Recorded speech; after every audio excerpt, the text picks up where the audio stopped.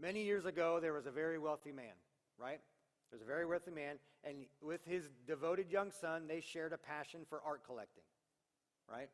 They traveled and they went around the world adding the finest art treasures to their collection. Works of art by Picasso, Van Gogh, and Monet, and many others were on the walls of the family estate, and the widowed elder man looked with satisfaction as his only child became an experienced art collector. The son's trained eye and sharp business mind caused his father to beam with pride as they dealt with art collectors from around the world. As winter approached and the war engulfed the nation, the young man left to serve his country. After only a short few weeks, the father received a telegram. His beloved son was missing in action. The art collector anxiously waited more news, fearing he would never see his son again. Within days, his fears were confirmed. The young man had died while rushing his fellow soldiers to a medic.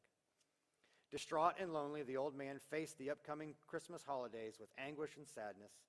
The joy of the season, a season that he and his son had looked so forward to, would visit his house no longer.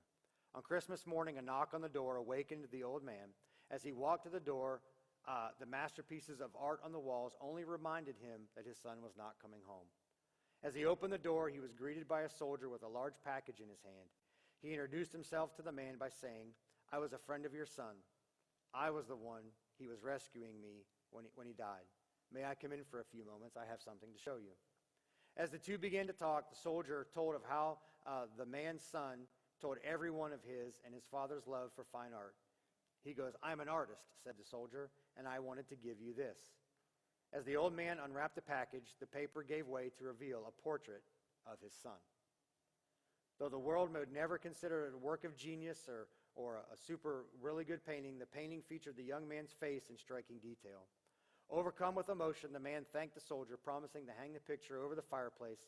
And a few hours later, after the soldier departed, the old man set about his task. True to his word, the painting went well on the fireplace, pushing aside priceless paintings, and then the man sat in his chair, spent Christmas gazing at the gift he'd been given. There's a picture of it. There it is. It's better than I can do. During the days and weeks he followed, the man realized that even though his son was no longer with him, the boy's life would live because of those he had touched. He would soon learn that his son had rescued dozens of wounded soldiers before a bullet stilled his caring heart. As the stories of the son continued to reach him, fatherly pride and satisfaction began to ease the grief. The painting of his son soon became his most prized possession, far eclipsing any interest in the pieces for which the museums around the world wanted. He told his neighbors it was the greatest gift he'd ever received.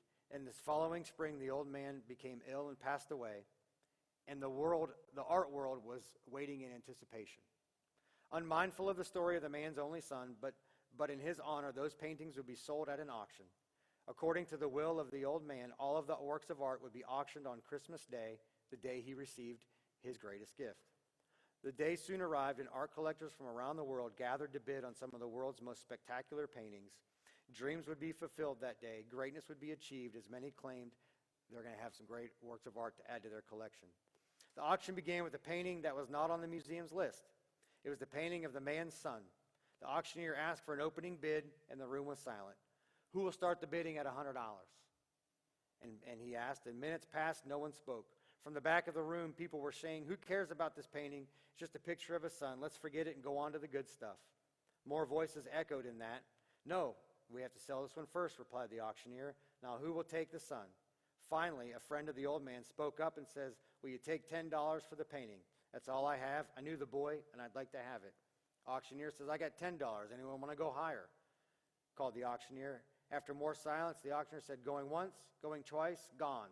The gavel fell, and cheers filled the room that someone exclaimed, "Now we get on to the good stuff." The auctioneer looked at the audience and announced, "Auction is over." Stunned and disbelief quieted the room. Someone spoke up and said, "What do you mean it's over? We didn't come here for a picture of some old guy's son. What about all these paintings? There's millions of dollars of art here. I demand you give me an explanation." The auctioneer replied, "It's very simple. Whoever takes the son takes it all." The message is the same for the love of Father God. Whoever takes the son, you get it all.